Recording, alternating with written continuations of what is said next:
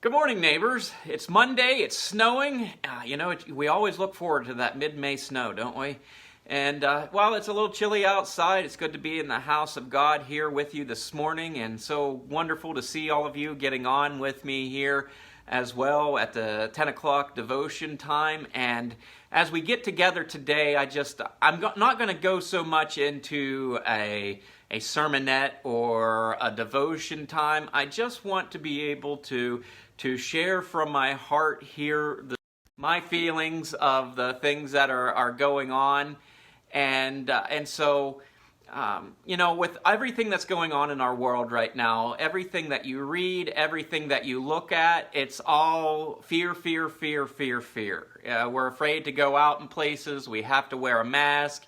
You have to wash your hands. And, common sense says you should wash your hands anytime you go out and anywhere and touch anything. I mean, that's just common sense. But it just seems like no matter if you turn your TV on or your internet and you're looking at variety of things, and all of it has to do with negativity. It's all about separation. It's all about segregation. You go down through all of these things, and all of this, it really detracts from the unity. And while we're able to get together on FaceTime and all of these other opportunities that we get together, there's still not that connection. And when I read through the Bible, there's this idea that from the very beginning that there's this need to be with one another. In the original creation story that you read in Genesis chapter 1, you see that man and woman were created in God's image. And the image of God is the unity that we see between those three individuals that function as the role of God. Now, when we see that in there, and that was the original intent that God had provided for mankind, which was broken at the fall of mankind and the separation, and you see all the things that began to happen to cause separation. There's jealousy, hatred, slander, the things that cause separation. And so when things like this, like the COVID-19, now I really would like to identify what this virus is. Yes, it's a very contagious virus. So is the flu. So is the cold. So is a lot of different things that are out there. Back in 2003, I worked for the Franklin Hospital here just over the hill behind my right shoulder. And back then there was a virus that was called SARS. And I remember doing the testing. It's a long, thin swab that was on a wire that you'd have to go up through the nasal passage, clear to the back of the throat, that we would have to do testing for. The same exact testing that is going today. And believe it or not, that SARS virus is almost identical to this COVID-19 virus. And it's basically another SARS virus. It's another version of it. Now, it is incredibly contagious. It can be life-threatening for individuals depending on how quickly they get treatment for their symptoms. But the thing is back in 2003, believe it or not, 17 years ago, we were in a different world. We were only a year and a half removed from September 11th, where the whole entire United States of America went into a fear mode and went almost into a time of a patriotic mode. And so when the SARS virus hit in 2003, we didn't shut everything down. And as you look through the numbers, the infection rate is quite similar. Now, the death rate is a little bit off, but the reporting, the way it was reported back then, is a little different than we have now, 17 years later. And so I find this absolutely amazing that in 2 months' time, everything is still shut down, but back in 2003, a virus that was just as contagious didn't shut anything down because our country was rebuilding from the attacks of September 11th. We were involved in a war. And so there's a lot of different things, and I find that astounding. And when we think about everything that's going on in our world right now, and how we are now divided, families are able to get back together, and it's been wonderful for my family, because as I've been able to teach them, as I've been able to work through with them with their classes, there's that community and unity that's being brought back in the family, but there's also this separation that goes on in the body of believers, the church. And I think we really need one another during this time, but fear seems to always creep in this idea of ability to congregate together. Now, if we take the proper safety precautions, then there's no reason that if you can go to Walmart, if you can go to Home Depot, that there could be 500 people in a store at one time. You're breathing the same air with a mask and everything else, that we can't get together as a church. If you're going out and you're wearing a cloth mask, not one of those special masks that you see in hospitals or anything, but every time you breathe in and out of that, either through your nose or through your mouth through those cloth masks, you're bringing it, and it becomes damper and damper on the inside just from the respirations, the moisture in your respirations, and eventually that mask that you have, the moisture is actually going to be drawing that virus into you. And so I don't really see the benefit so much for a lot of the cloth masks. If you're going to be in an area for a long time breathing the air, you might as well not be wearing a mask because all of us have to breathe. And so I'm not attacking the reaction to this. We live in a different time than we did even 17 years ago. And so, but through all of this, what is this pandemic really affecting? Well, it's affecting our small businesses. We don't know what small businesses will open up again. And most importantly, it's affecting our relationships within the church body. It's affecting tithes and offerings. And every churches that were hanging on by a string before this pandemic hit, they don't know what church they're coming back to or if they're coming back to a church. Now, that's not the case here at Fox Street. But still, it's not anywhere near it was pre-pandemic. And so, moving ahead, we don't even know what the Fox Street Church of God is going to look like. But the fact of the matter is we still have a responsibility as a group of followers of Christ to take care of the responsibilities that Jesus has laid upon our hearts. That means that, and it's a calling. It means taking care of those who are hungry, the poor, the sick, the widow, the orphan. That Luke 4 kind of command when Jesus stands up in his hometown and reads right out of Isaiah and says, today that this has been fulfilled. That's the idea that what we have the responsibility as doing as a church. And because of many churches being under a financial strain, it's going to force a lot of churches to continue to remain inward focused, making sure they're making ends meet with their financial needs, their cost of brick and mortar and paying their staff, then it is really affecting the community that's really right now really struggling if you look at the unemployment rate and the needs and the help that our communities need. And so, but all of this is all this fear and all of this, and Jesus never said that we're supposed to be harbingers of fear, that when we go out there we prognosticate and we just sow fear. No, Jesus taught us as Christians to be light, that we are supposed to sow seeds of hope.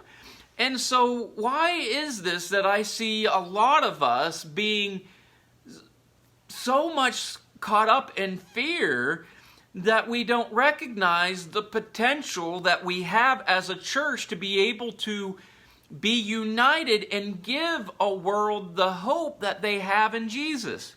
In fact, one of the perfect examples of this is the very last book of our Bible, Revelation. Now, whoever you wish to interpret, if you're premillennial, postmillennial, amillennial, which is what the Church of God is, amillennial, I want you to understand the contextual things about Revelation. While there are some things that are in there that paint a picture of much difficulty and a struggle of a spiritual matter that's going on in the world, sown throughout the book of Revelation is the hope that we have in Jesus. And so what you can see is the progression from the beginning of the world until Jesus returns of this struggle that goes on between fear and hope. And if anything you recognize when you read Revelation in a proper vein of contextual, I want you to see that the very last note that is sown in the book of Revelation in the last chapter is the hope that we have in Jesus. And so why are we right now fearing this life when there's a life eternal that's hanging in the balance? We need to be able to do good in this life so that other people will see and have the same hope that we have in Jesus Christ. In the very last chapter of Revelation, in chapter 22, this is what it says, and I'm reading out of the NIV. It says, "Then the angel showed me the river of the water of life, as clear as crystal, flowing from the throne of God and from the Lamb down the middle of the great street of the city. On each side of the river stood the tree of life, bearing 12 crops of fruit, yielding its fruit every month. And the leaves of the tree are for the healing of the nations." Notice it says it's just the healing for the United States. Notice it's for all of the nations. When we see the number 12, we recognize that that's talking about the 12 tribes of Israel. When you get to the New Testament, we think of the 12 disciples or the apostles of Jesus. We have that picture in Revelation of the 24 around that great white throne. And you see the tree of life that is bearing fruit every month, meaning that everything is going to be taken care of. Everything's going to be fruitful. And so it's for the healing of the nations. And if anything we need right now, worldwide, is not just so much the time of really picking fights and really causing division, but more that the church would be the center of healing this world, healing the nations, because that is the promise that God the Father and God the Son have in this very picture in Revelation chapter 22. And so instead of being harbingers of fear, let us be the church that are sowing seeds of hope. And so help us out there. Any of you that are listening here this morning and that are gathering with me here this morning, don't get sucked into this pit of despair. We have really nothing to fear. The old saying, you have nothing to fear but fear itself. Well, the thing is we get so afraid of what could be that we don't focus on the hopes of what could be either. And so we always sometimes have this pessimistic view, this glass half empty, when we ought to have this optimistic. This really, Jesus is the eternal optimist. That's why he came to die on the cross, so that he, in his work, in his sacrifice, he could save the world. And that's what we need to be sowing. It's not this fear, but the hope that we have. We need to be the authors of this hope. We need to be those to pick those up who are struggling, irregardless of their backgrounds, and reveal in this life, in this time, the love of Jesus.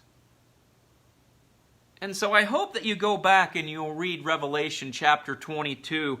And it talks about, right after that, talks about Jesus coming back. And right after that, it says about wiping every tear from our eyes. It doesn't mean that we won't have problems and issues in this life, that we won't have struggles, that we won't grieve. But we don't stay there. We need to be able to gather together. So it's my hope, as we start to gather together for Wednesday night Bible study this Wednesday at 6 o'clock, we'll be gathering in the sanctuary so that we can have a safe distance between one another. But we'll be gathering together for a time of prayer and devotion, because I think it's important that we need to get back together and become the church again. I am not the church by myself. The congregation of people who serve Jesus Christ, that is the church. This building is not the church.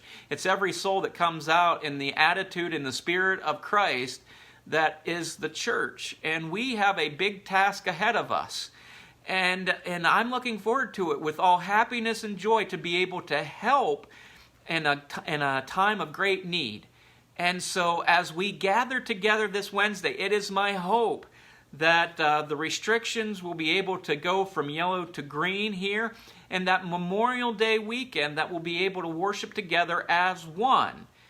And so, because I think that it is very important that we start getting rid of the fear, because I have discovered in my life and in the life of others, the author of fear is the enemy himself. to cause you to doubt in the promises of God. And if we believe we serve a loving God that knows that everything that is going on currently, and we believe our lives are in His hands, then we must not bend our will to the fear that the enemy is lending out to this world. When we read about the fear of the Lord, that's not that we're afraid of God, that's about we respect God. I really wish our English translation would really change that word to say respect God, meaning that honor Him for who He is.